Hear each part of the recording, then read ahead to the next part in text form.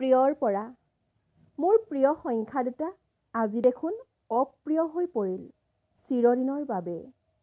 ইতিহাস গৰকিবলৈ যেন মেলানি মাগিল। মোৰ প্ৰিয় সংখ্যাৰ বৰ্ষটোৱে বহুত প্ৰিয় বস্তু কাঢ়ি নিলে।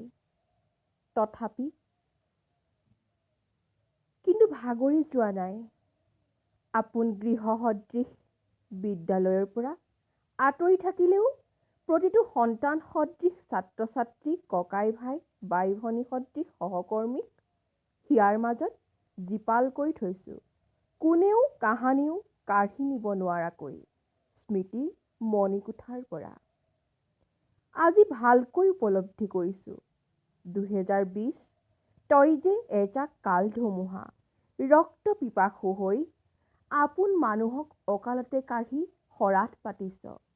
আমাৰ সন্তানবোৰৰ শিক্ষা জীৱন তোৰ খেলৰ সামগ্ৰী কৰিছ।